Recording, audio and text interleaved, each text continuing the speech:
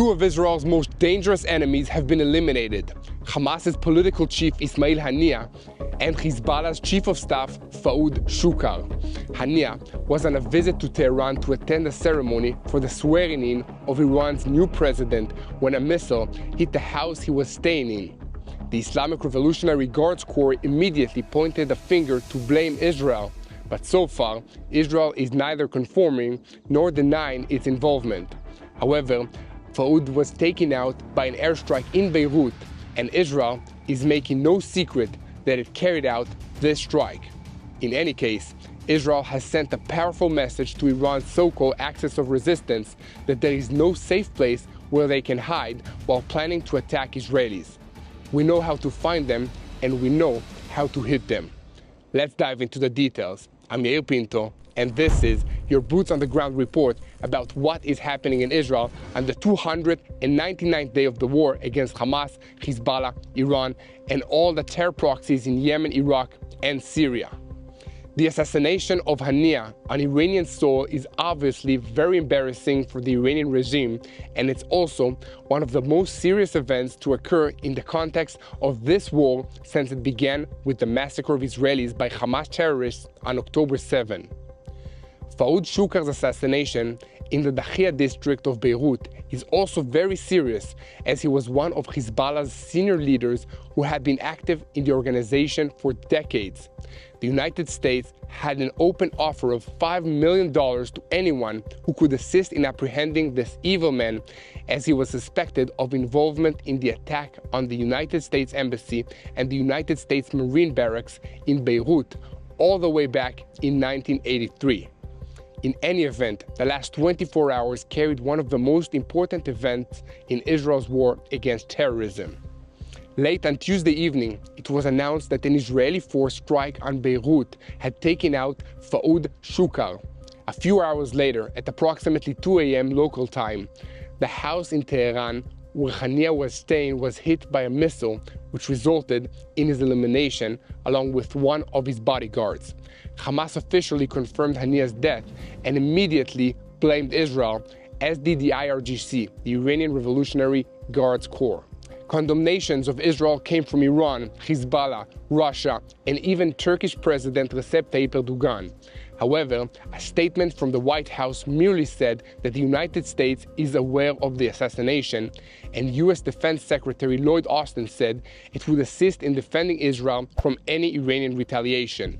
For its part, Iran was reportedly holding an emergency meeting of the Supreme Council for National Security with the participation of IRGC Quds Force Commander Ismail Haniyeh.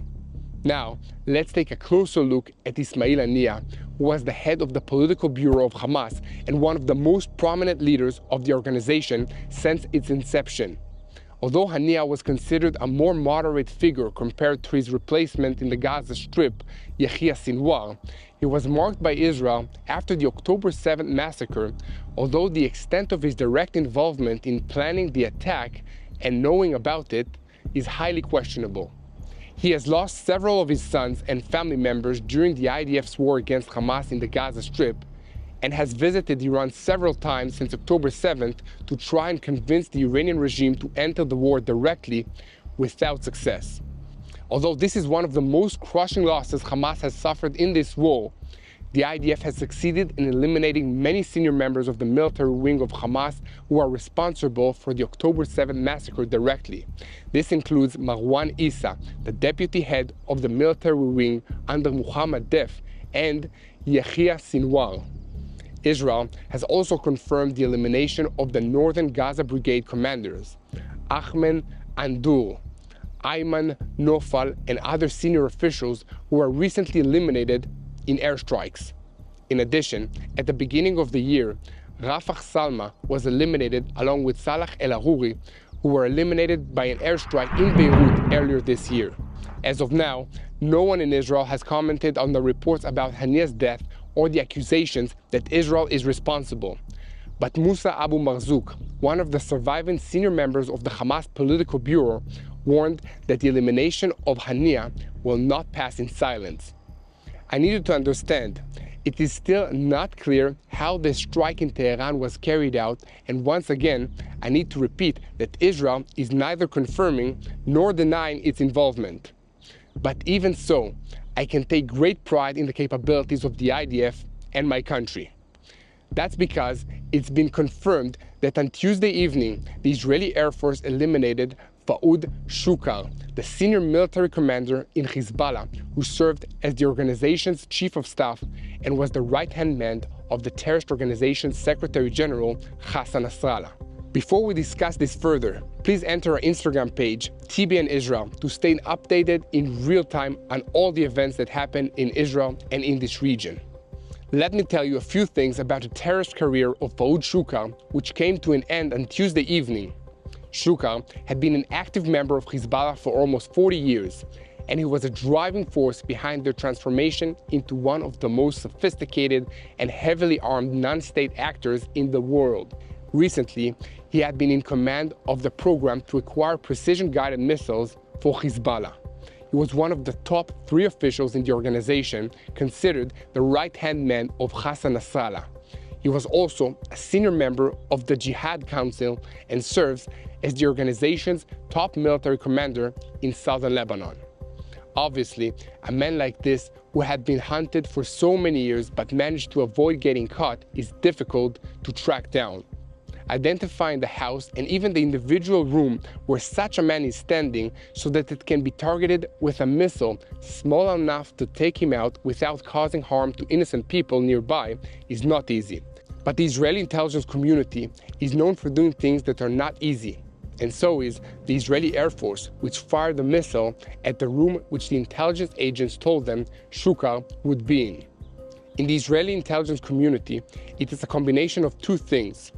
One team is in charge of creating a pattern of the target, while the other is in charge of tracking that target and making sure it's in the specific location while the attack is taking place. It is also important to remember that this strike came in response to the Hezbollah missile strike on Majd al-Shams, which killed 12 Israeli children on Saturday. The Security Cabinet authorized Prime Minister Benjamin Netanyahu and Defense Minister Yoav Gallant to approve a response to this massacre, and Shukr was one of the targets. Nasrallah issued a statement about the assassination, declaring among other things that he would only deal with religious matters. But when he spoke about the issue of martyrdom and the martyrs killed in the fighting against Israel, he spoke in a choked voice, and at one point the audience cried along with him. Speaking of Hezbollah operatives eliminated in the war against Israel, there was another strike attributed to Israel overnight on Tuesday. Reports in the Syrian media say that at least 44 people were neutralized in these strikes on the airport and several sites in the surrounding countryside. The IDF reported that the target of the strikes was Hezbollah operatives and weapons storage facilities, as well as other facilities used by Hezbollah and other Iranian-backed militias. So please continue to spread the truth and support us so that we can continue to bring you information about Israel and this region. Please subscribe to this YouTube channel and take an active part in creating current and accurate content about Israel. If you'd like to receive more videos like this one, please consider making a financial donation by going to our website at tbn.org/Israel. Switching to some diplomatic analysis, these strikes on Hezbollah targets and the assassination of a senior Hamas leader in Tehran positions Israel as the guardian of Western civilization. The leadership of the United States must now see that there is no going back, and there cannot be any more half measures. The time has come for moral clarity and decisive action. The Biden administration in the United States, and particularly Vice President Kamala Harris, who is the presumptive nominee for the upcoming presidential elections for the Democrats, has long called for a balance between confronting terrorism and minimizing harm to the innocent civilians. These strikes in Beirut and Tehran hit that balance perfectly. They also demonstrated for all the world to see that Israel is not intimidated by Iran's evil plans and actions, and so the rest of the free world doesn't have to be afraid of them as well. In other words, these Israeli strikes gave the United States and other Western allies an example to follow. And as always, All of the tactical knowledge and experience gains from these operations will be shared with Israel's allies. This will help them to improve their own plans for carrying out similar counterterrorism operations. This is a good place to remind ourselves once again that Israel is on the front lines of a war that, as our Prime Minister Benjamin Netanyahu said in his address to the United States Congress last Wednesday, is between civilization and barbarism.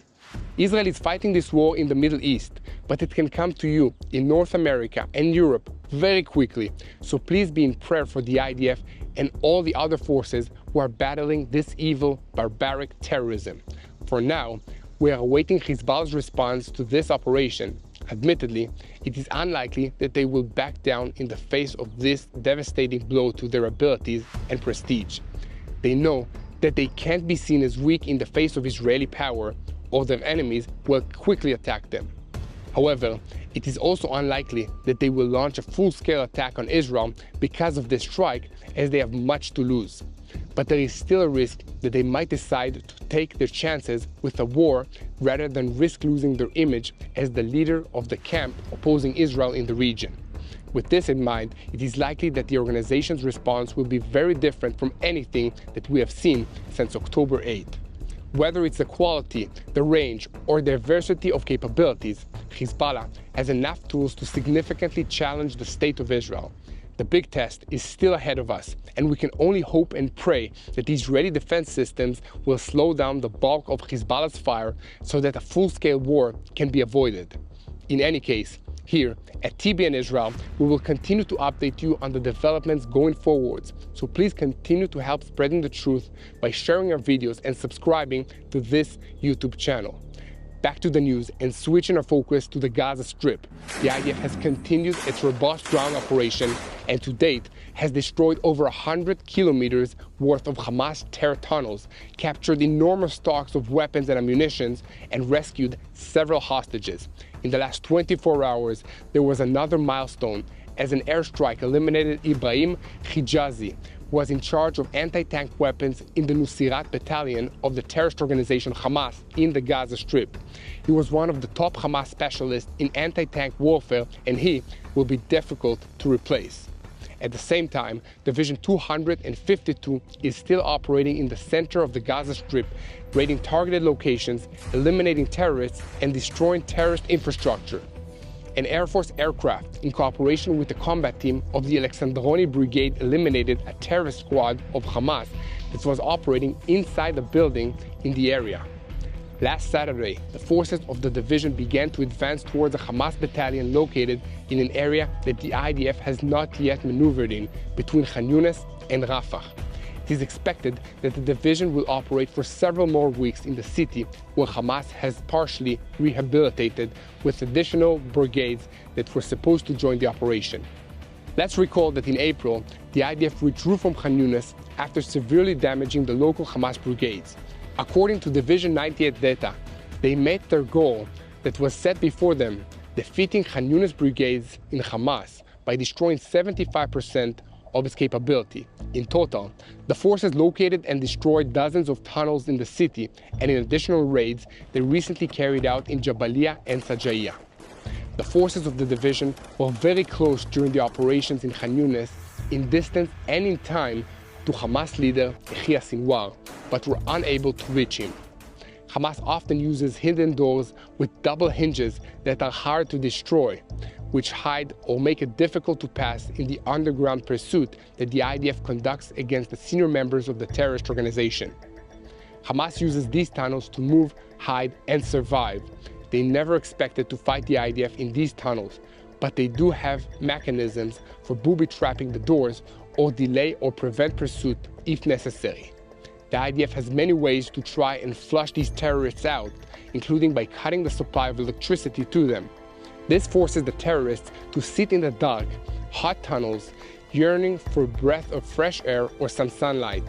Sometimes they take a decision to emerge from the tunnels, set up a firing positions, and simply wait for the IDF to find them so that they can go down fighting instead of suffocating in the underground tunnels.